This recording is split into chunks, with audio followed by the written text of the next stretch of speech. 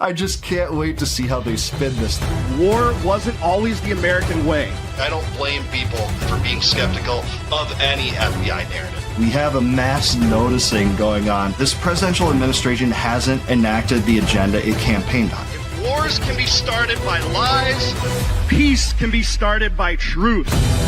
No more war, no more debt, no more inflation, and no more empire.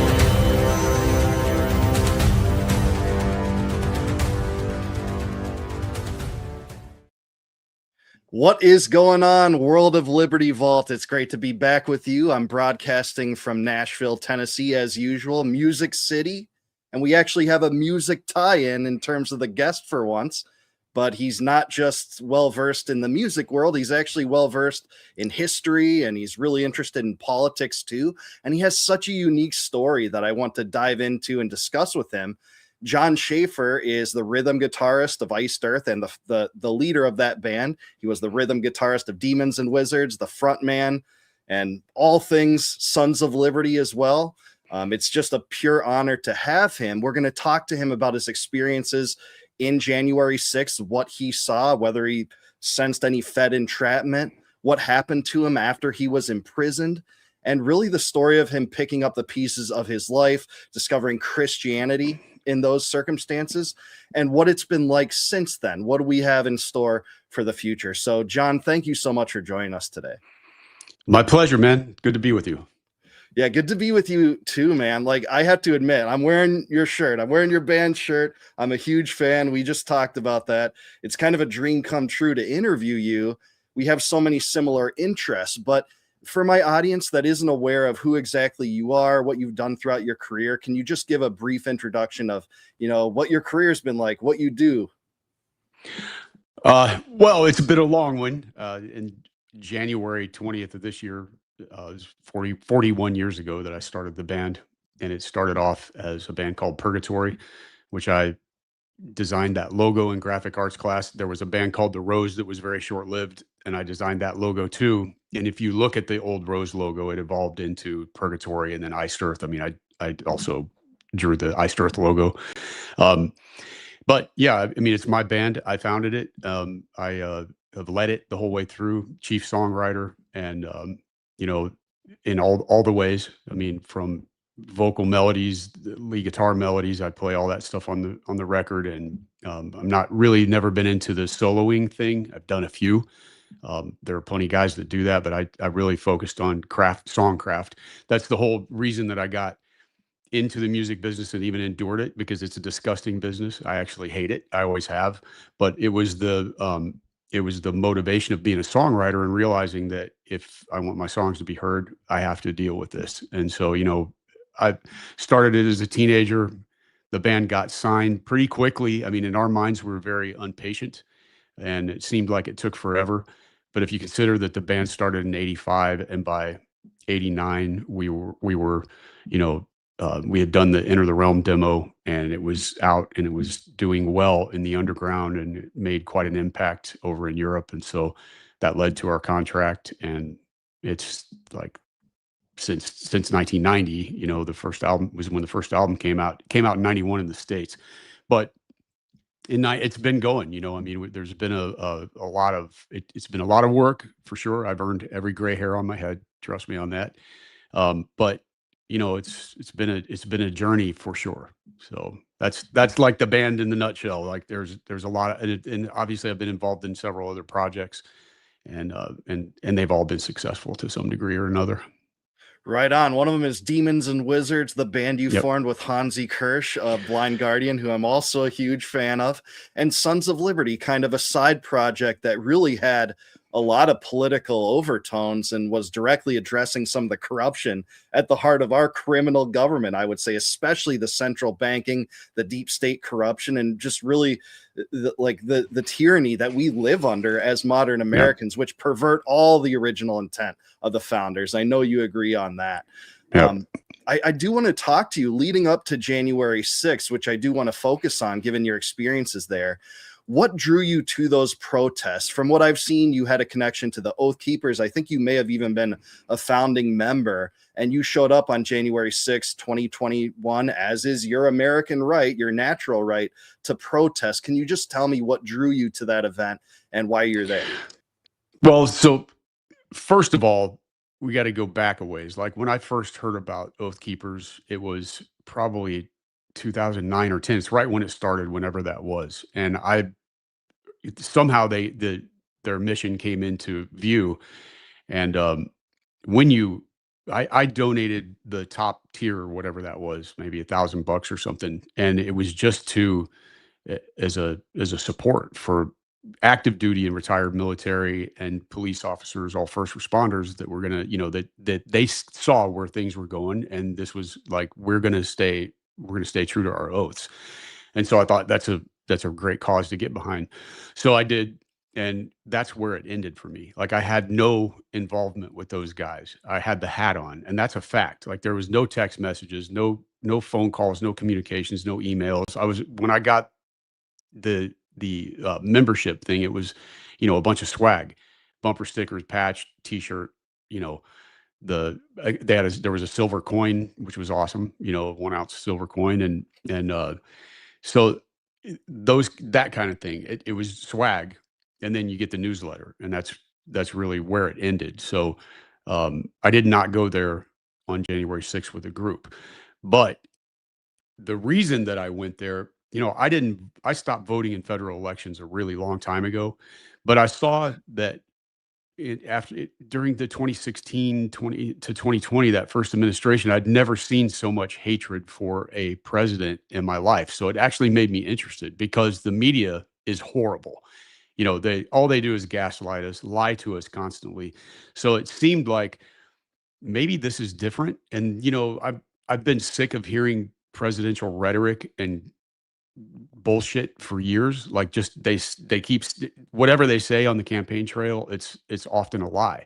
And in that first term, I realized that we had not launched any new wars. Yeah, there was a couple cleanup operations from existing issues, but it wasn't like it just felt different. And there was a lot of rhetoric against globalism and our sovereignty and the importance of that. So it made me interested. And then when we had the COVID nightmare and all of the stuff that was going on, it really felt like the country was in collapse mode. And then, of course, there were that whole situation was, it's clear that shenanigans were going on with the vote. So that was the first time I voted in a federal election. And since voting for Ron Paul in the primaries in 08 and 12, after that, when I saw what a rigged job it was and how popular he was and how they were like diminishing him in the polls like he didn't count, and the way that he got no time on the debates, I'm like, I'm done with this shit show. There is no point. And our system's designed anyway to be able to change things at a local level, but the media keeps us focused on the federal government as if it's God, and so that's one of the things people have to realize, that the solutions are in the Constitution. They really are, but it seems like people don't, I don't know, like there's been a definite sort of dumbing down and tons of distractions through basically being entertained to death. That's my point of view. So I went there. I went there in November, and I did run into some guys that were Oath Keepers, and was walking down the street with them. I don't even know their names. I didn't meet them. I was there with my girlfriend, and I was just, hey, what's up, guys? I supported this organization from the very beginning. We walked down the street for a while, and that's it. So, but on January 6th, I was just there with a friend of mine. I was not involved in a group, but I had the hat on. So it turned into a big thing. But you were asking me before the show if I suspected any federal, like, agitators or whether they were NGOs, whoever the financial source. I mean, I didn't really until I went in the building. Then it was clear that was a setup. It was because everything, by the time, Trump finished speaking and the crowd started moving, apparently the the Capitol, there was already some pretty serious stuff going on. So by the time I got there, it was pandemonium. Gotcha. Yeah, for sure. So there's a few questions off this I want to ask you, and I'm glad you noted that and noted the clarity here that you weren't really active in the organization of Oath Keepers, and Oath Keepers came into the story, but you had donated at the start. So Ray Epps, one of the people in attendance, was also linked to Oath Keepers. I think he was a Florida chapter head. Did you have any interactions with him at any point? No. Did you know about him at all? No, I didn't hear about him until after I got out. Yeah. Gotcha. And when you were there before people entered into the Capitol building, did you get to witness any like the speeches that day, like Alex Jones's speech or Nick Fuentes or anything like that? No, I don't know if they actually, there was supposed to be a place where they were going to speak. And that's one of the reasons that I feel like everybody was headed to the Capitol, besides just to surround them and put a little pressure and say, you know, we know like something's going on here. I feel like that, but I did hear that there was a permit that was issued for them to that they had a stage, but it never got, I don't know that they did actually speak. I'm not sure that they did, because it turned into a shit show like before Trump was even done speaking. So I didn't hear anybody speak except for the people that were, I mean, dude, there were hundreds and hundreds of thousands of people there at 6 a.m. It was already like, you know, I thought we were going to be early, and no, there were tons of people, and it was freezing cold, and everybody's outside for hours and hours. And whoever was speaking before before his speech were people that I saw, but I don't even remember their names. Yeah, gotcha. Just for the record, both Fuentes and Alex Jones did speak. I'm not sure about the timing or where they were. And like you said, there are thousands of people there. But I was just kind of trying to get a grasp of like where you entered in. So when you eventually entered into the Capitol, did you see any evidence of like some of the stories we hear of potential orchestration, like the guards unlocked the doors or the guards cleared the way and like stuff like that? Can you speak to that, I guess? Yeah, actually, so I did something started to feel fishy even before I went in, but it also was like there was a guard that was communicating up to a camera and interior. So I'm seeing him through the glass of the door that I ended up going through, and I'm seeing him point up to a camera, and then he's pointing to the door like he's telling somebody to unlock the door. And he did, or they did, and then he opened the door, and some people ran out. And as the door was starting to close, there were another small group of people that were yelling, you know, like, hey, can we go in there? And the guy waved them in. And then the door shut, and a few minutes later, another group of guys came out, and they were yelling that the cops are afraid, they're beating an old man in there, let's go. And I got sucked up in the moment of that. And then I didn't even, like, it happened so fast, and it was it was just surreal, the whole thing. And I didn't remember at all until I was doing a podcast with some big Iced Earth fans that said, you know, you actually grabbed two guys and pulled them off of cops. And then in that moment, I thought back, and I'm like, yeah, I do remember grabbing somebody that was all dressed in black, and there was a backpack, but I didn't remember the two. But then after that interview, they sent me some video footage, and because they were like, no, you grabbed two cops. One of them was getting ready to bear hug a cop. They were charging at him, and I grabbed him from behind.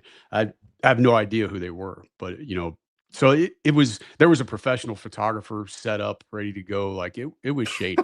It was really shady, man. Yeah. Like right at the doors kind of thing. Not at the door, but he had his camera. I remember he had his camera, and I don't know if he was in front of the police or if he was behind, but eventually at some point they formed a line there. And like I said, man, it happened fast. And then I was in solitary confinement for months with bright lights, total sleep deprivation, freezing cold. I mean, I could only take 3 steps in my cell, and they put me on suicide block, next to it. So the cell walls are made of steel. It's in the old Marion County Jail. It's steel plates that are welded together. It's not block like the more modern jails. It was an old jail. It was condemned. I mean, they tore it down not long after I got out. They were already building a whole new facility in Indianapolis. But so right behind me in that row of cells was suicide block. So these people were screaming all the time, like total multiple personalities, and especially at night. And they would, you could hear everything. It was like it was in your head. So that was pretty torturous, man. And they oftentimes we didn't get rec. You're supposed to have 1 hour out. There were days that would go by sometimes where that didn't happen. And so I mean, yeah, it was something. So that screwed with my memory quite a bit. I've been doing a lot of different supplements and things and to get it back, and things are definitely, they're starting to come back for sure. I mean, it's been going pretty well for about the last year or so that my memory's coming back. But I mean, I'm talking about things from my life, things from my childhood that were just gone, really weird situation. Yeah, I mean, it's horrifying to hear about that, and I've never been in a circumstance like that, so it's hard to relate, to it and know what I would or would not remember. I do want to. Yeah, go I've never back, been in it either, man. I mean, Right. it's like it was all new for me too. I mean, I've gotten in some trouble when I was young and spent the night in jail, but just dumb bullshit, drinking, fighting, whatever. Nothing crazy. This was, next level. Yeah, for sure. It was next level. So I want to go back to what you said because I saw you talk about this in a different interview too, that you had gotten the relayed somehow this notion that either the Capitol Hill police or someone was beating up an old man inside, right? And I think you said that kind of spurred you to, go forward and go into the Capitol. What did you hear that from, like a different protester, from a guard, from There were Capitol Hill police? there were 3 people that came out after the door shut, after the cop shut. You let the other, like, I don't know, a handful of people went in, and then the door closed, then it opened back up, and there were 3 or 4 guys that came out. And I'm pretty sure that those guys were like, paid actors. There was, in hindsight, it's the only thing that makes sense. And they were there to get people riled up and to get them in the building. So, and then eventually I did see an old man that looked like I mean, just the way he was dressed, I figured he was a veteran. He was older for sure. And he had, he looked kind of like a biker vet.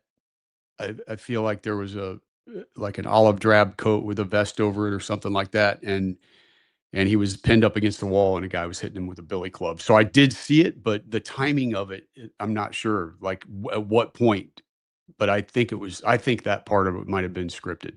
I don't know. I have my suspicions about that. Yeah, absolutely. And so there's so much footage that came out from this, but way later, because if you remember, and I don't know if you were privy to this in conversations like with your defense attorney and such, but what they showed us on the mainstream media, which you told us was, the mainstream media, all they do is lie and gaslight. That's exactly what they all do.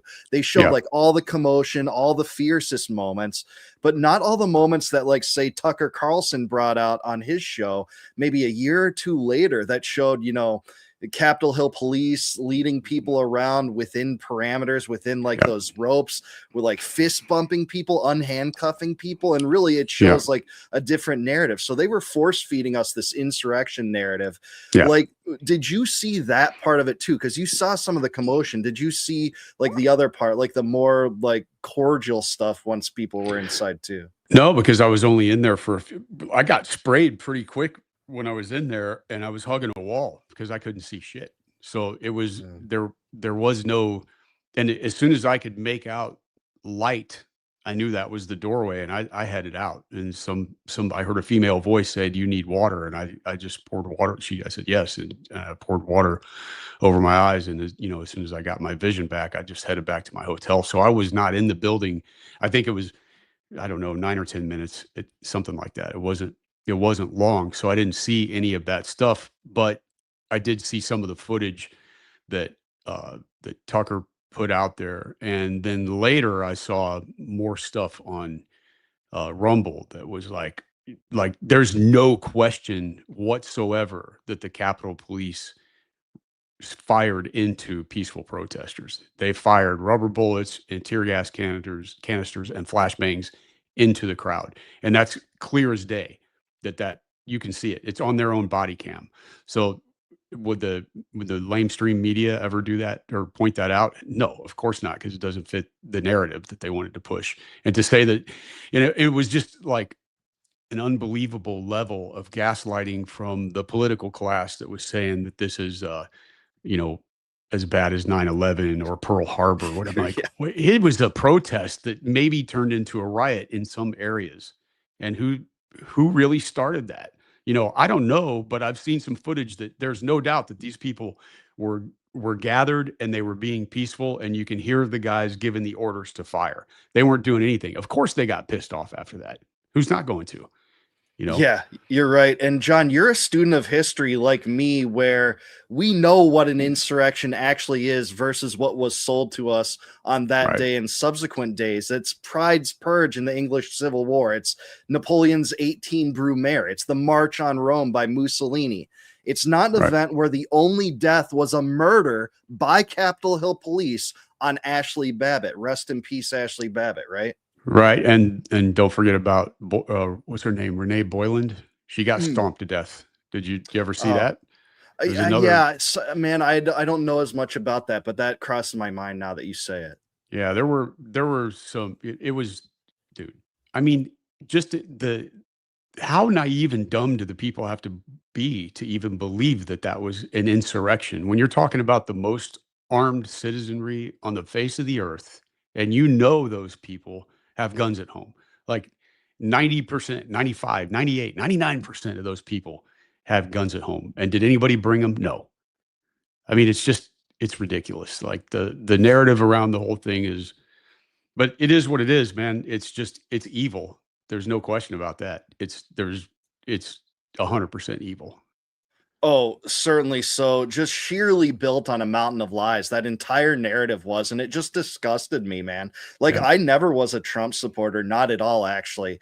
I haven't voted in a federal election since 2012, but I really looked at this and how the government was spinning this exactly like you said. They said it's worse than 9/11 or Pearl Harbor. This was an insurrection, like most unarmed insurrection of all time. It was totally laughable, but yet Yeah. so many people bought it. Even Fox News viewers, we're buying it. And I say even that, I don't have the utmost respect for a lot of Fox News narratives either. But No, you'd it's think terrible. you think those people would actually be more inclined to be sympathetic to a protest where the country was built up? Protest, the Stamp Act nullification, Right. the dumping of the That's- tea in Boston Harbor. I mean, our Yep. country, that's in our heritage. Rebellion is our heritage, right, John?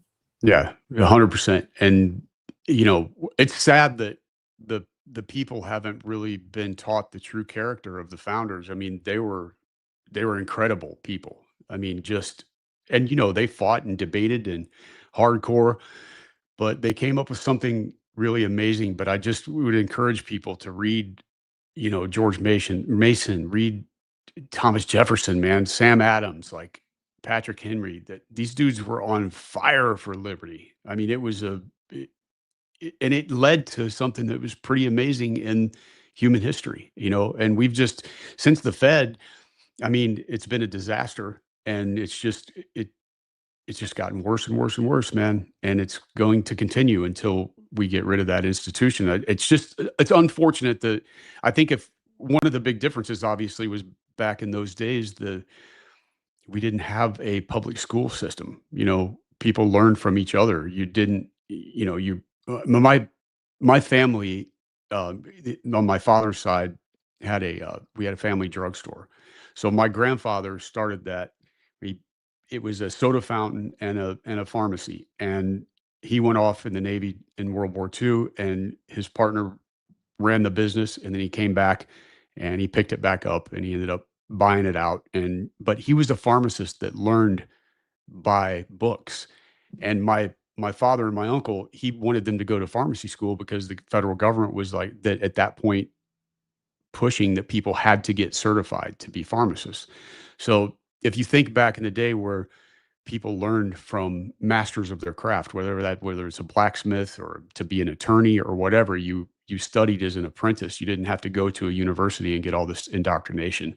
And then you take it further and you go down to the public school level. I mean, they have deliberately dumbed down the American public to not focus on our history.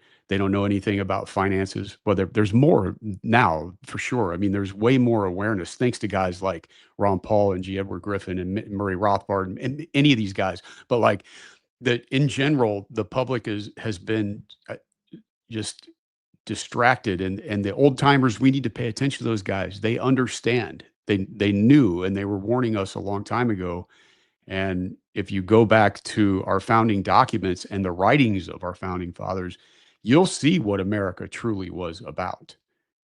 Oh, certainly so, John. And, you know, I hate it when people say like blanket statements sometimes about the founders and what they thought, but they did all, regardless of whether they supported, say, the ratification of the Constitution or not, have generally the same feelings toward, well, a standing army is a really bad thing. You know, central banking's horrible. I mean, know that Hamilton and a few other sycophants perverted that, Gouverneur Morris and a few others, but that was largely decried as tyranny. Paper currency was tyranny. An extortion apparatus in the form of the IRS was absolutely unfathomable to the founding generation. And yet we're just supposed to take that as if that's just a natural law, that we have this mass coercion involved in the government, a corrupt deep state that, you know, pits citizens against each other, you know, has psychological operations to kind of engage in mind control like MK Ultra.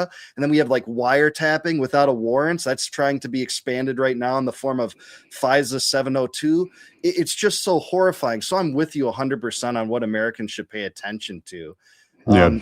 John, can I ask you, did you ever, after the events of that day, after those events, did you ever meet some of the more prominent protesters like Owen Schroyer or Jake Chansley or any of those guys, the lectern guy? You never met any of those guys? No, I didn't meet anybody after or even before, actually. I don't know any of the people. I mean, when I was in DC, that's where they had us housed. They basically had 2 blocks of the prison there for J6ers. So and I have to say, even though that was also a shit situation, it was better than any of the others because I was in 4 facilities. And, you know, there was black mold on the walls, but they gave you the stuff to clean it. You could turn out your light in your cell. You got your guaranteed hour of rec every day. And there was one guard that was super cool that let us out to really, I think he felt like the whole thing was bullshit, but, you know, he let us out to watch a basketball game or some sports ball game that none of us even gave a shit about, but we were just, you know, hanging out together and talking, just having human interaction, because they would let 4 people out at a time for rec because there was 4 phones. And of course, that's the first place that everybody goes so they can check in with their family and stuff. And, you know, but we were denied access to the law library, to just the normal library. It wasn't even until DC that I was able to get other books to read, you know, to have sent to the prison there. But that's the only time I met any of the guys from that. And I don't even, you know, I don't even remember their names, but I certainly would remember their faces if I ever got to see them again. Gotcha. Okay. So on that subject, a few questions. So regarding the potential entrapment and Fed assets on the ground that day, I want to play this clip because Thomas Massie, who I think is by far the most courageous congressman, tried to grill both Merrick Garland and Christopher Wray on this topic. How many assets were activated there, whether they be informants or actual agents? I want to play this clip and then just tell a little bit about some of the information that's come out about this since, and I want you to react to it, if that's all right. Yep. I was hoping today to give you an opportunity to put to rest the concerns that people have that there were federal agents or assets of the federal government present on January 5th and January 6th. Can you tell us, without talking about particular incidents or particular videos, how many agents or assets of the federal government were present on January 6th, whether they agitated to go into the Capitol, and if any of them did? So I'm not going to violate this norm of the rule of law. I'm not going to comment on an investigation that's ongoing. Now, in that video, that was your answer to a question to me 2 years ago. When I said how many agents or assets of the government were present on January 5th and January 6th and agitating in the crowd to go into the Capitol, and how many went into the Capitol. Can you answer that now? I don't know the answer to that question. Oh, last time, you don't know how many there were, or there were none? I don't know the answer to either of those questions. If there were any, I don't know how many. I don't know whether there are any. I think you may have just perjured yourself that you don't know that there were any. You want to say that again, that you don't know that there were I have any? no personal knowledge of this matter. I think what I said the last time. You've had 2 years to find out. You know, were there any confidential human sources involved from the FBI or any other agency in the erection of that prop, those gallows? I'm not aware of anything like that. Inspector General. So not only did Merrick Garland and Ray deny that, well, they wouldn't answer the question, but at another point, Ray had actually said that there was no orchestration of this event. But what we know, John, after this, I don't know if you're privy to this, but they ended up releasing a report, the FBI did, that said that there were 26 FBI informants on the ground there that day in connection with January 6th in Washington, D.C. I literally took this picture from that report. I went there today and printed this out. Literally, the FBI is admitting this. And then subsequent reports point to 274 agents that were sent out to that event. Now, you might muddle that by some of them might be, assets in the field that weren't, in uniform, but others were. I don't know what to think about that, but it seems like there's a lot of corroboration on this, John, than there ever was before. Do you want to speak to any of that? Well, obviously, after all the stuff went down, I had my suspicions. And then when I did Tom Wood's show last year, when I was out at the office there, he asked me if I said, I have no idea if there were FBI agents or whatever agency. But then shortly after it came out that there in fact were. So am I surprised by that? No, and I don't know. I would love to believe that we're going to have some kind of justice and powerful people will be held accountable for the crimes. But man, that's the sad thing about the state of our country. I think I've never seen morale so low. It's really down at a whole next level right now, just with people in general. I mean, and I think one of the things that would help heal that is if people actually believed that that Lady Justice is blind, because I don't think anybody, even those of us that were skeptical before all of this madness in these last years, I don't think anybody believes that that's realistic, and that's sad. That's sad for America. I mean, it goes really against everything that we're supposed to stand for. So I don't know, man. But I do love Massey. I think he's amazing. I think he's like the most authentic, real American that we have in Congress. I like Rand Paul as well. Not as much as his dad, I have to say, but I still believe he loves the country. I think a lot of those people, they just don't. I mean, maybe they love the corporation and they hate the people. I don't. You would think that they just have you would just think that they hate us by the way that they treat us. I mean, it's clear that they do not care about what we think. They care about what the corporations that own them think. That's exactly it, man. He's the only man that seems totally unowned by them. I think Rand Paul too. I'm with you on how you articulated that 100%. We agree on that totally. I'm encouraged by the possibility that he might run for president, that Massey might run for president. It would spark a messaging movement. I'm under no delusion that he would win in 2028. I just don't think the country's there yet. We're not primed with the founding ideals. I hope so. I want to play my role in trying to spread them, but he would get on places like Rogan and tell the truth about all these things. He already has kind of a big platform from the Epstein scandal and what's going on in Iran and such. So I'm with you, man. Massey's is super heroic. Have you ever met him before? No, I haven't, but I would love to, because it's just a breath of fresh air when you see somebody like that really gets it. And I think our biggest challenge is going to be when this whole thing collapses, and I think that's inevitable, is the narrative. Are we guys like us going to be able to get the message out that, you know, more freedom is going to lead to more peace and more prosperity. It's not going to be, you know, but if we're looking for who's going to bail us out of the mess, I mean, the people need to start, instead of blaming everybody or looking for somebody to blame, we need to look in the mirror, because we've allowed this to happen. We have. I mean, yeah, there's a lot of people that have been deceived and manipulated, of course.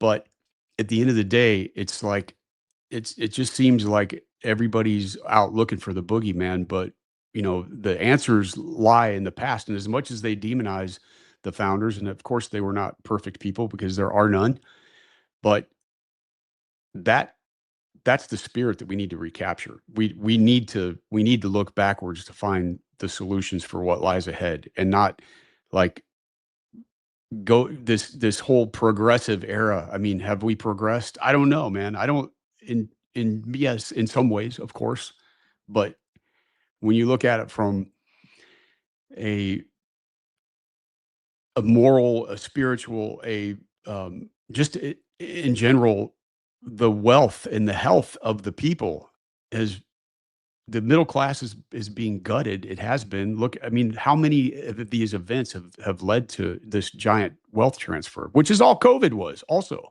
I mean, giant wealth transfer to the big corporations. And yeah, the CARES Act was the biggest wealth transfer from the middle class to the well-connected elites in human history. And we're supposed to have no problem with this, right? Yeah, it's just, and it's, so, I mean, all we can do, I think, is continue the messaging and try to inspire and plant those seeds of liberty, and just hope that they take hold, because at some point we're going to come to a situation, I think, where we're going to be forced to make decisions. And if the narrative of the statists ends up winning, then it's probably going to turn into something more horrible than we can imagine. So we've got to point back towards individual rights and freedoms. Like we have to, and back to like a just rule of law. I mean, what happened to the J6ers and is that should not happen in this country, man. I mean, you know I screwed up, but to have been charged and threatened with another 100 years of charges if I didn't take the plea deal, it's like, it's pretty brutal, man. Like, and everybody went through some seriously brutal stuff. And that whole, you know, the fact that there were several suicides that came out of this, and some of those guys were just charged with misdemeanors, you know, a few of them. But they were just destroyed by the system, you know, not just the governmental system, but the media and all of the hate. And it just, you know, it's a dark stain, man. Big time. Big time. You're absolutely right there, John. I do want to ask you about that, though. The guys involved in January 6th, some of which were, you know, treated more harshly than you, less harshly than you. But I want to get a sense of what it was like immediately after that, after you turned yourself in. And you said you had limited time with them, but you did talk to some of those guys. Now, a lot of the world was watching how this would play out during the insurrection narrative.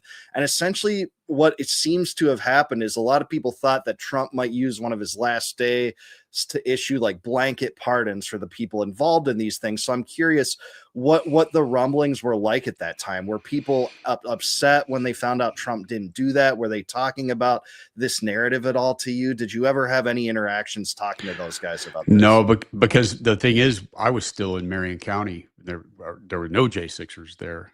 Just serious hardcore criminals there, you know, and that there was no, you know, Biden was sworn in while I was in Marion County. In fact, it was only like 3 or 4 days later, I think. Yeah, I'm pretty sure. Yeah, it was. I think that from what I saw, I think you turned yourself in on January 17th, but I could be misremembering. Yeah, that. so like 3 days later. And so I don't remember by the time I actually ended up in DC, which was, you know, like a few months later, ever having any of those discussions with the guys. I mean, really, it was just more about like basic human stuff. You know, by the time everybody was done with their phone calls, you'd maybe have 15 minutes and you can either hang out and talk or jump in the shower or whatever. You know, there wasn't much much time, but it was more just like, I think there was definitely a feeling of camaraderie there, where there definitely was, compared to, um, you know, being in the other jails, where there were definitely some pretty intense criminal dudes in there. So the J6ers wasn't like that. I mean, Yeah. it was, from singing the national anthem, which was haunting, really haunting, man, because you can hear it through the cell block walls. It's like everybody's locked up and we're singing the national anthem, and you can just hear that with all that reverb and the voices going through the prison. It was wild. And on Sundays we would sing Amazing Grace, and it was also haunting. It was pretty wild. Oh, I bet, man. I can't even imagine that. I do want to ask you this, and John, I'm going to say I think this will be the hardest question for me to ask you because I've never been in your shoes. But just a few moments ago, you talked about how you regretted your actions that day. Now, I'm a right-wing libertarian dissident that doesn't believe you did anything wrong. Not carrying bear spray, not entering the Capitol. In fact, I don't think you can call it the people's house if the people can't go inside, or protesting. I think there's nothing wrong with what you did. So it's hard for the dissident mindset maybe to understand, what you regret, but I might not be thinking of all angles here. So can you just explain what you mean by that? Well, I went into a federal building. I didn't even think about the bear spray when I went in there. Obviously, that wasn't on my mind, but I didn't know that would be like a felony, So it's just, so I mean, whether I agree with the laws or not, which I don't, but I did break the law, and I did more. If you look at what just in recent history, very recent compared to J6, the brutality and the property destruction that was done during the COVID or the George Floyd riots. Yeah. And there were politicians that were raising money to bail them out. And most of them just were in for one night. I mean, they actually killed police. They killed people on the other side of the political aisle just for wearing a specific hat. And they burned down millions and millions of dollars worth of businesses and all kinds of shit. What happened? Nothing. So that's the kind of stuff that the people that were watching all that were fed up with everything. I mean, it looked like our country was totally in collapse. And I mean, it is. We've been collapsing for a long time. At some point, it's just going to accelerate to where, it's totally unstoppable and we have something that really bad happen. I don't know. I mean, I think our financial system is getting ready to change radically. And what that looks like, I have some ideas, but I'm not sure that I like it. There's something to be said about the blockchain and the transparency that's also, if we can get it away from these people that sell 400 paper ounces of silver for every one that actually exists, that kind of fraud that goes on all the time. If we can get away from that because of what the blockchain is going to do, then that's great. But is it also building like a digital prison? Maybe, so I don't know. We're going to find out pretty soon. We're going to find out. We better be alert and awake, like you've said before. The Summer of Love protest, the George Floyd protest, I can't get over those, John, because that was in the middle of the COVID regime where we were told we have to have religious worship restrictions, 6-foot rule, vaccine mandates in various states already unleashed at that time. The closure of businesses, forcing old people to die alone. These absurd, arbitrary, totalitarian rules brought to the American doorstep.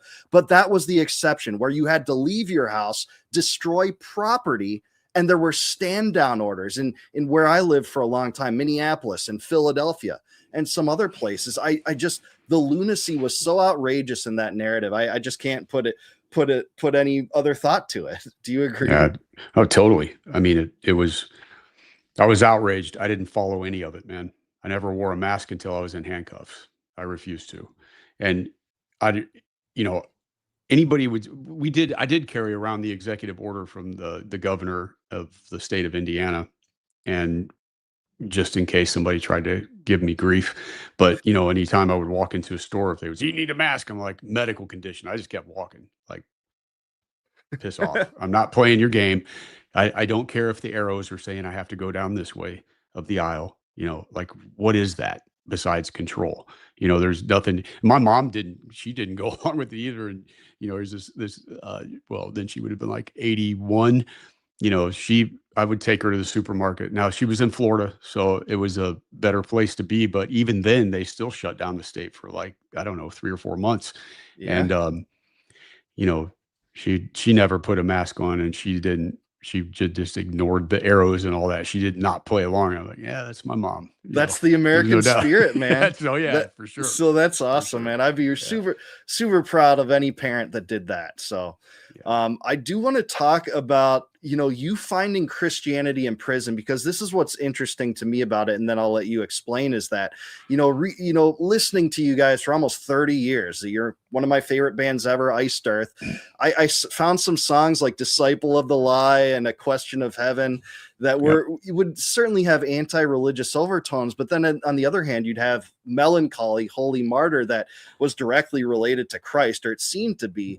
No, it is. So when you found Christianity, I was like, I had mixed thoughts. Like, it seemed like there had been like an underbelly of tones in your work that your mind may have been open to some of that at times, but at other times maybe not. So can you just tell my audience, how did you discover Christ, why that's an important part of your life now, and just what led you to that? So I was a Christian when I was a kid, and then I went to a religious school, and then I was not a Christian. So, I have a problem with religion. I never had a problem with Jesus. It's the systems that have, I think, contributed greatly to a lot of division and the failure of the church to do what the church is supposed to do. I think if they were really promoting Christ and Christ alone, then we probably wouldn't be in a lot of the trouble that we're in right now. So my feeling is that these organized religions, they're in a lot of ways, I feel like they're captured. So I feel like that has done a disservice to everything that Jesus stood for. So I never was never anti-Jesus, but very anti-religion. And I still hold that view. Now, if you say the definition of religion is only a belief system, then okay, I'm down with that. But there's something different when people, I think the church has done a terrible job at doing the proper messaging of Christ, because there's I rebelled against it because I saw a lot of ugly stuff when I went to the school that I went to, and it made me angry, the things that I saw. And when you're a kid, you start, especially, I went there for 5 years, from 4th through 8th grade, and I did get a good education there, far better than a public school. But some of the behaviors are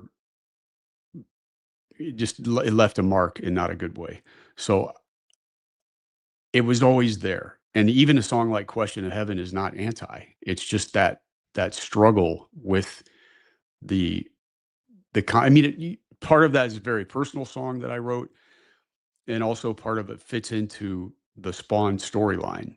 So there's almost always in all my music, there's very personal things in there, and I'm taking it and I'm putting it within whatever the messaging of the song might be, whether that's within an album like Horror Show, or whether it's, something like The Glorious Burden, which is, one's based on military history and one's based on horror movies, so it's like, there's always a way to put in the personal things, and Disciples of the Lie is, again, definitely a direct kind of reflection of experiences that I had going to that school.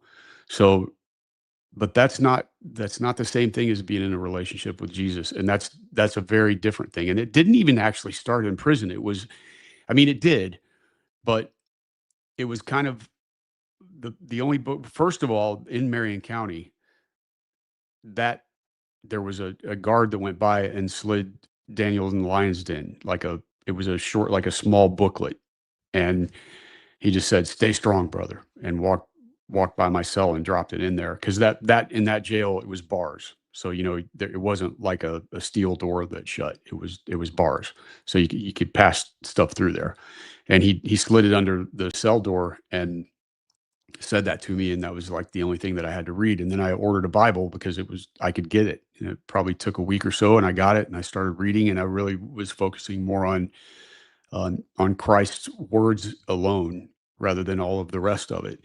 And that started to resonate with me. And, but it was at least a year, maybe a little longer after I got out before I made the decision to really go in, and I got baptized. I was baptized when I was a baby, but that wasn't my choice, and I wanted to make, this was a choice that I'm making, and as an adult and with clear understanding. And also I feel like the whole experience, we get sort of desensitized to evil.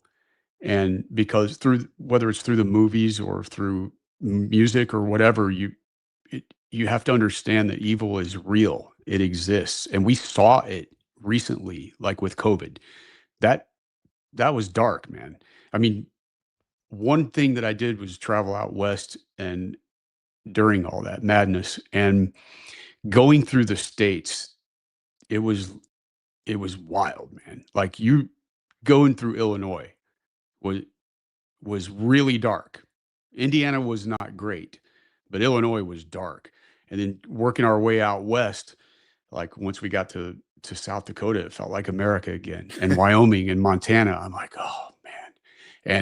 And then heading back, going through North Dakota. North Dakota was awesome, but you get into Minnesota, man, and it was dark. Like, we went to a campground where I got there really late, and the lady that was guiding us in the golf cart, and it's, probably midnight or 1 o'clock in the morning, she's wearing a mask. We're in this park in the middle of the woods. She's wearing a mask on the golf cart. Yeah. They had the only thing that was, you couldn't even take a shower in the campground restroom. You could use the bathroom. That's it. They had the showers closed. What? I mean, just in the way people were, there was just so much fear and paranoia, and I'm like, man. So it started, and then clearly after going through the stuff that I went through, like, I realized that it's evil. Like, you can say it's all kinds of things, but it was a little more than when I first really started to wake up, when I did the first Sons of Liberty album. And it goes beyond the Fed. It goes beyond just this, what we kind of say, well, that's corruption. No, it's much darker. It's way darker. And then as that started to really come into view, I realized that this whole, there's just something much bigger going on here.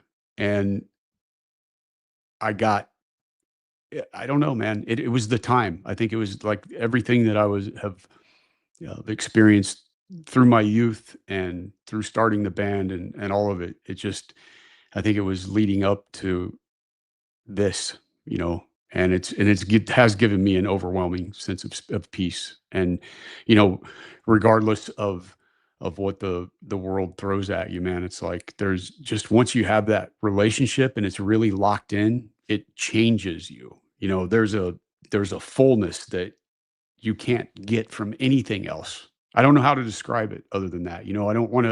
I'm not here to push anything on anybody. I just recommend that anybody's feeling like things are off, they should just, take a look at what Jesus was really about. And it's amazing, really. It is amazing. Jesus conquered death, man. And you spoke especially about A Question of Heaven. That's my favorite Iced Earth song, for what it's worth. I recommend anyone that is interested in Iced Earth to pick up Dark Saga as the first record. I think that's a very good representational album of what you guys have produced. I do want to talk about forgiveness, because forgiveness is hard, man. And as Christians, we're called to forgive. Yep. And one of the things that just like, your integrity, I think, shot through the roof, at least in my eyes, when I was reading about how you were having these interviews with podcasters like me, talking about how even in your darkest moment, when you were kind of hung out to dry, the people closest to you essentially right away disavowed you. I think you were dropped from your label. People like in your band, including Stu, basically disowned you. but you have said, like, I forgive them, man. They were under incredible pressure. Can you explain what that was like, and have you talked to any of them after this has all gone down? Well, so I guess in a situation like this, you definitely find out who your real friends are, and that's a blessing. So, there were people that stayed close to me, and Hansi's one of them, even though he didn't publicly because of the pressure. But Hansi and I we talked several times before I turned myself in, and after, and he came to visit me in Florida, and so I mean, we're tight. We're always going to be, the beyond demons and wizards, that's probably never going to happen again. That's unfortunate, but it is what it is. But in terms of friends, we are friends, and we're always going to be. So and Matt was there, stood by me, and never, never wavered. And so there were people that stood by me, but I think you see the character of people in something like this, and again, I say that's a blessing, but it was part of my Christian journey. It took a while to get to the point where I realized that I had to forgive, and that when I really, through self-reflection and examining my own behaviors, who am I to be judging anybody, first of all, and second of all, the one of the biggest things that happened was when I forgave my parents, and that's a big deal. And it wasn't just words, it was real, true forgiveness. And then when you do it and go through the process, that was like a whole nother level of peace that came over me. It was already headed that way, but then, after I was able to speak to my mother before she passed, probably, maybe a year before, and she was just mom. It's like, you don't have to say that, I mean, but I said, no, mom, I do. It's a big deal. So. Yeah, man, that's so powerful. And I just think forgiveness is one of the hardest things for me to do. I mean, we get bitter and wrapped up in our stubborn personalities sometimes. Yeah, for sure. But it was, once I did, I think that's one of the biggest things that we all need to do is really, like, think about, like, our parents were born in a fallen state too. And whatever trauma that they've experienced in this world, it's going to pass on to you. It's going to happen. And you got to start there. So once I did that, then forgiving Stu and the other guys was easy. But, no, I haven't been in touch with them, and I don't really care to be, but I'm sure they've heard, and I don't have any ill will, but it's like, why, what are we going to do here? I mean, I forgive them. And I mean, then people say, well, you caused them to be unemployed. No, COVID caused that. Actually, that's actually what happened. The whole everything was shut down. So that is what started it, all of it. And, I think doing things where what probably with Stu, his behavior of posting it and cheering it on, and then he got attacked. And I didn't know about any of that until after I got out, but that's what happened. And the mob attacked him, and he caved, and he should have just kept his mouth shut. That would have been the smart thing to do. But, I think if you're chasing likes and clicks and whatever, then, and I'm not in that world, dude. I don't care about social media. I don't actually care if people understand my music or not, or understand me. It doesn't matter.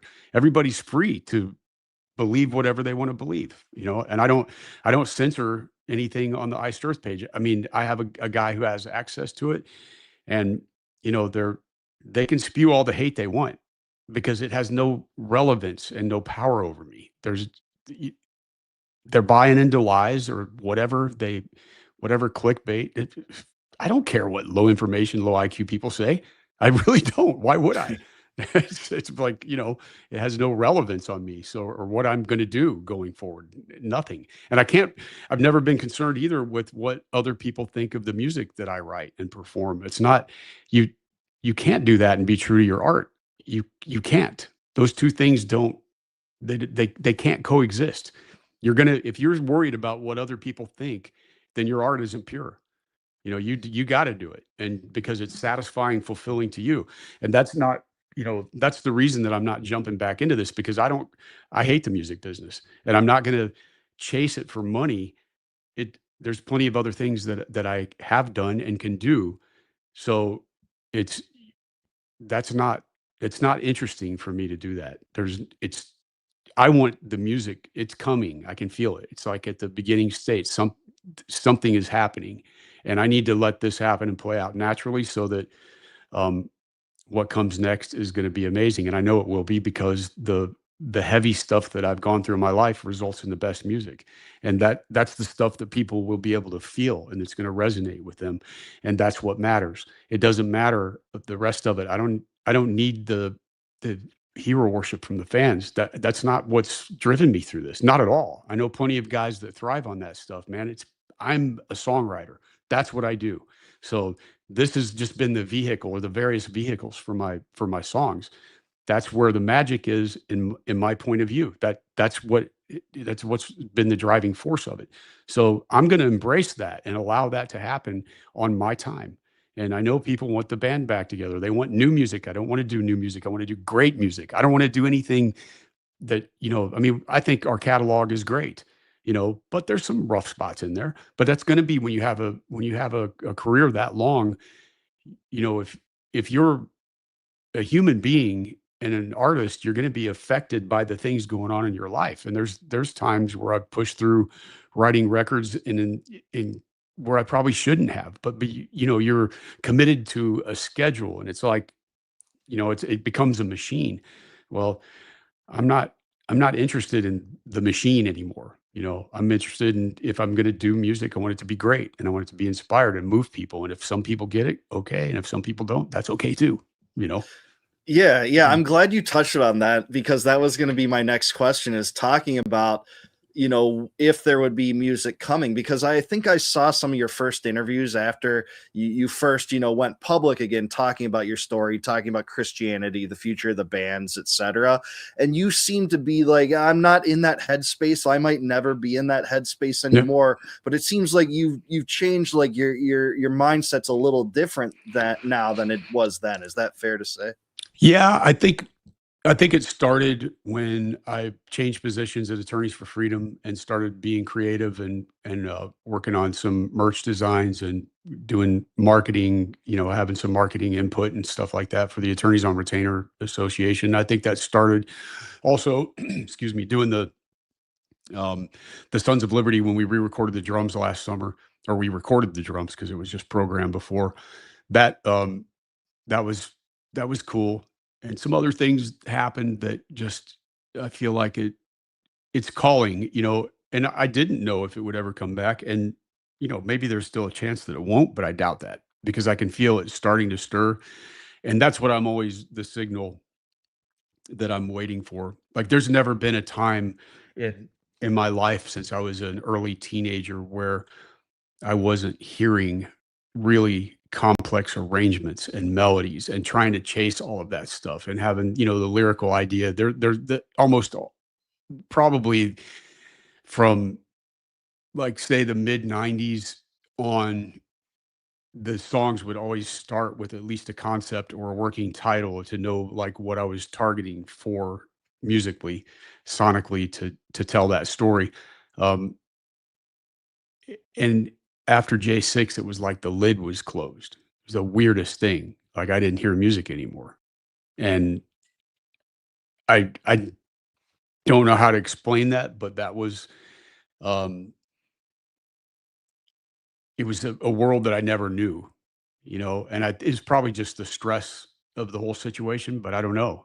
I think there's something is working, and there's a process that I've got to go through, and I don't know what it's going to look like, dude. I have no idea.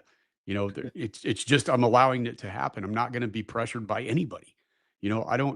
Obviously there's been offers to go out and tour, and I don't want to do that because I don't like touring. That's not the reason that I did this shit. Okay, it's okay, but it's never been my favorite thing to do. And I have no desire to get back into a situation where I'm living on the road for 8 months a year, you know, being a traveling t-shirt salesman. Like I'm not into it, man. There's other things. And to me, the only way another Iced Earth record is going to happen is if it's really inspired, you know, and maybe the next thing's going to be Sons, because that is absolutely relevant, you know, to everything that I am. And now I've gone through something that, I mean, I look back at my life and I'm like, damn, dude, this is crazy. You can't make this stuff up. So it's wild, but I think that is going to lead to some great music. And it doesn't mean that it won't be Iced Earth first. It could be, I don't know, but I'm not making those kind of plans. I'm letting the process happen. That's all. So, I mean, it's just to let people know that's the way that I'm going to roll, and they're going to appreciate it more in the end. I promise that. Yeah, I can see some of the fan base maybe wanting more, you know, concrete plans, being more demanding, but it's actually kind of exciting from one angle to see, you know, what's going to come next. I mean, I'm a fan of all of it, so I know I'm going to love it, but I guess we'll see, and we can't wait to hear that, man. I guess we have a few super chats. Let's go through those if you don't mind. There's a few in the hopper. So this one is from Celtic RN8. I'll also read it if it's hard for you to read, John. This says, "Preach, John, amen. We are going to own our part in this. Many of us were so busy trying to live the American dream that we lost sight of what these evil players were doing in the meantime." Any response to that? Amen. Amen. I mean, amen. I mean, agree. She said it. Like, so be it. Yep. She said it right there. Here's another question from Celtic RN8. She's one of my longest time members. I really appreciate you, Celtic. Are you a metal fan, by the way, Celtic? I'd love to hear in the comments if you are. She says, "God bless the innocent lives taken too soon. Thank you for inspiring their memory for all of us to remember. John, here's my question. If you could go back in time, would you show up to January 6th again?" Yeah, I would. I mean, I would. I wouldn't change anything, man, because it's been brutal, but it's been a gift. And there, you know, if you're trapped up in the world and all you're worried about is money and what people think of you, and man, and I'm not, I never have been. So, but the level of growth that has taken place and understanding, and really, how do I say, like the things that I wrote about so much in my career, not even just the Sons of Liberty, but it was all over the Iced Earth stuff too. It's like there was something already at work, and I feel like this is part of the journey that it's prepared me for whatever's coming next. And in that way, it would be like, it was a crucible, man. And you get forged, you know, in those moments of your life, and everybody should be grateful for the hard times. They're huge lessons. They are the things that build serious character.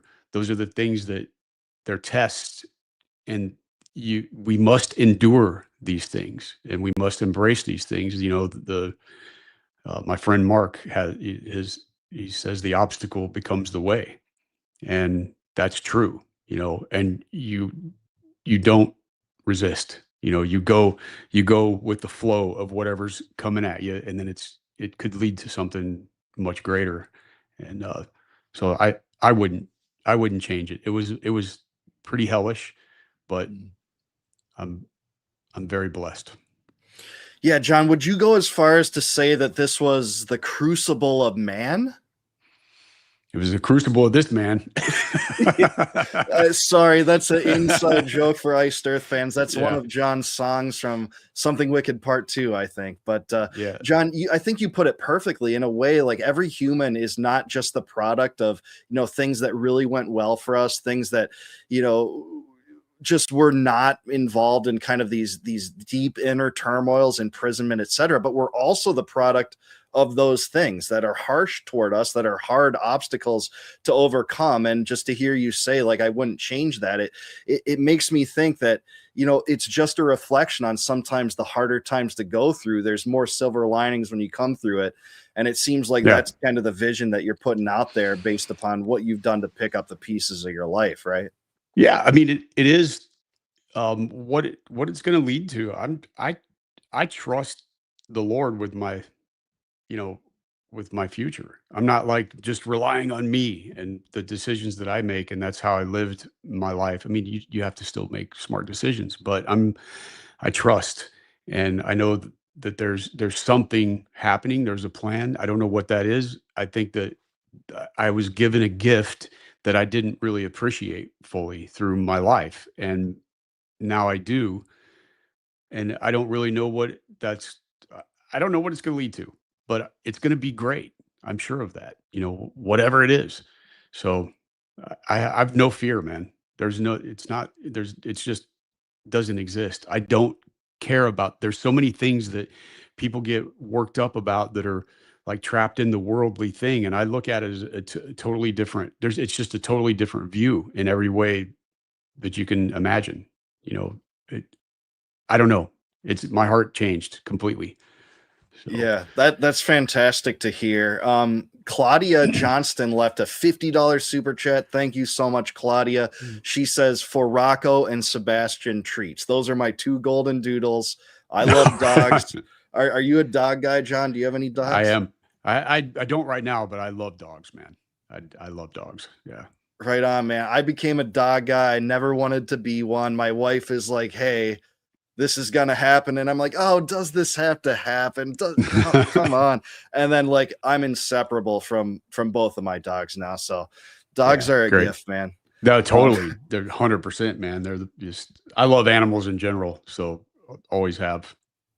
Right on. One more super chat here. And then maybe I have a few fun questions. So this is Celtic RN8 again. She says, what an amazing testimony. God always wins. Satan has found his way into our schools, churches, and governing institutions, and he found his way into the prisons too. Miracles happen.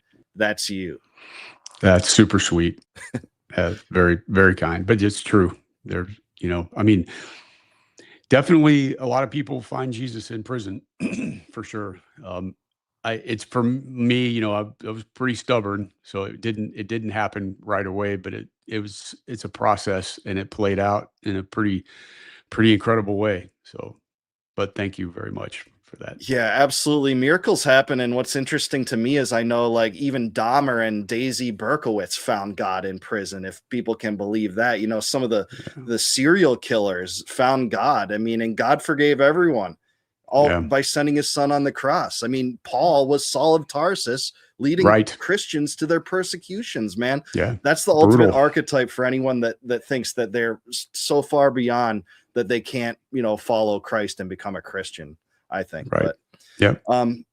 Two fun questions, John, that just crossed the top of my head. So number one, if you do music in the future, has Matt Barlow, who I think is actually your brother-in-law, has he extended like any kind of offer to be willing to do that? I know that he does other music now, but has he been open to working with you again, if you choose? I think there's a good chance we'll do something together. You know, who knows? I don't know. None of that actually matters until the songs come back. You know, that's the only thing, you know, and how all of it would play out, you know, I don't know, you know, I really don't know. But I'm not really even, none of that matters to me until the music comes, because I'm not going to go out and I have no desire to live in the past. You know, I'm not going to go out and just play, you know, like I'm not going to do that. That's not, I mean, I'm not saying we won't play songs from the past, but to make that the thing, you know, I've heard people that pay attention to social media stuff say they're accusing me of a cash grab. And how exactly am I doing that? You know, a cash grab would be going out and feeling like I have to get back out on the road, and I have to, you know, like my ego is like, it's not almost non-existent, man. I don't care about that shit. Like, I really don't care. So, you know, there has to be real music there, and then the rest of it will all come together, however that's going to look. So, yeah, I mean, we'll see. Yeah, we'll see. One more question. So I know that you toured, like when I first discovered Iced Earth, you guys were touring with Nevermore. And I think you toured, over several years, or at least, some shows on one tour and some shows on another one. They've decided to reform with a new vocalist. Have you heard their stuff with the new vocalist yet? I think I saw like a rehearsal video or something, but the dude's great. Oh, He's dude. a monster. He blew me away. It's indistinguishable from Worrell Dane. I can't believe it. And you got to know Worrell pretty well, right? Oh yeah, definitely. Yeah, there's a lot of talented people out there, man. So there's no there's tons of talented people. There really are. So that's not an issue. It's just whether, like I said, for me, it's all about is the music coming back, and is, like how's that going to be in my head? And then, like I said, the rest of the stuff will fall in place. So, but yeah, that guy's great. I mean, what's going to be interesting is whatever they do new, because that's, I think that's the ultimate test, it's easy to find, not easy, but it's not so hard to find somebody that can sound like another singer. But what's the guy going to contribute? Because there was one Worrell Dane, Worrell was a sort of quintessential troubled artist, and that's what makes great artists often. So it's like, is this guy going to have that ability when it comes to writing? Because, Worrell was writing those melodies and those lyrics, which is, in my case, the reason that the stuff has been consistent throughout, is that I'm doing that in large part. So, we'll see what he brings to the table, because I don't think Loomis or any of those guys are going to be writing vocal melodies and lyrics, so if they do, I don't know I have no idea, because I really don't care about things going on in the music business. It means almost nothing to me, but I forget, it might've been Jake that I was talking to, because Jake Dreyer has always stayed loyal to me also. He was pressured by a couple of the other guys we were talking plenty before I even turned myself in, and he was like, dude, they're being total drama queens. It's like, so he wasn't happy about it, but, but he's the one that told me or sent me a video of this guy with Nevermore. And, it's impressive. He's a great singer. There's a lot of great singers out there. Yeah. Lots. Oh yeah, it totally blew me away. I couldn't believe it. So I'll definitely be seeing them if I can. Sorry for being a fanboy. One more question, John. It sounds like you're still following metal to some extent. I know you're a huge Iron Maiden fan. You've talked routinely about how Steve Harris was kind of a model for you as a leader of a band. You kind of adopted his galloping technique into your rhythm riffs a lot too. And I was just curious, have you heard Senjutsu? What did you think about that record, maybe relative to some of their other newer ones? I think I think the songwriting is great. I think it's one of the better ones. It's probably my favorite since Brave New World. I really love Brave New World. What I love about it is that it ends with 3 big Steve Harris epics, and they're pretty cool. There's some of the mixing decisions I thought were kind of weird, but the songs it felt inspired in a way that I think some of the more recent records haven't, but it's still obviously very much Iron Maiden. So it's probably the only band that I will consistently buy. I don't know how much longer they're going to be going, but if they do another record, I'll buy it. There's not many bands I can forever. Say that. Actually, I don't know that there are actually any other bands I can say that about right now, because how many are left? The last Priest album was cool from what I remember, but it's hard to. What I've felt being a big Iron Maiden fan was that there was some inspiration in that record that I hadn't felt in a long time. From their stuff. So I was kind of shocked when I heard it. Yeah, I loved it too. I mean, I think that the best of Brave New World and Dance of Death too. I thought both of those albums were absolutely phenomenal, but this is kind of return to form. Great album, but we'll let you go, John. The last thing though, how can my audience support you or follow you? Is there anything that you would like them to do to keep their eyes on what you're doing? Please tell us. Yeah, I mean, so check out the Sons of Liberty record. It's actually we had to do some things because it was all canceled everywhere. So, it's under Jon Schaffer Sons of Liberty on all the streaming services. If they want to go to iceearthmerch.com, they can do some pre-orders. Things are selling out. It's going to probably be sold out pretty soon in terms of the vinyl. Once it gets turned over to distribution, right now it's only been available through iceearthmerch.com and the Circle Music for over in Europe, pre-orders, but it's coming out July 4th. And sales are going really well. And so, for a project this size, I was shocked. I mean, the bundle sold out in an hour and the exclusive vinyl sold out in 24 hours. So they're, and the other ones are moving along too. But once we turn it over to distribution, then, they'll have to go through like whatever, Amazon, Best Buy, those kind of places to get it, probably some mom and pop shops. But I would, if they want to support, they could do that. That'd be great. Visit the Iced Earth merch store. And then in terms of like news, the iceearth.com website, the Facebook page, I don't even know what it's called, official Iced Earth, maybe something like that. And then Decky, our webmaster, still has all of the access. He doesn't have the ability. It's a long story, but after J6, like everything got pretty jacked up, but I have faith some good things are coming. So yeah, me too, John. And just for all libertarians and dissidents watching this, the album he's talking about, Sons of Liberty, this album has a song title called The Creature from Jekyll Island, guys. Enough said. That's its own selling point for a libertarian audience. And also False Flag and Spirit of the Times, Don't Tread on Me. Lots of great tracks. It's a fantastic album that weaves in heavy metal and the dissonant worldview that me and John believe in. So it's called Thought Crimes Volumes 1 and 2 because it's the original Brush Fires of the Mind album and Spirit of the Times EP combined into one, but with badass drumming and a killer new mix now. So it's a big step up from what was the original one. It was a passion project and I gave it away for free. So this is like it's a real record now. It doesn't sound like an elaborate demo anymore. So.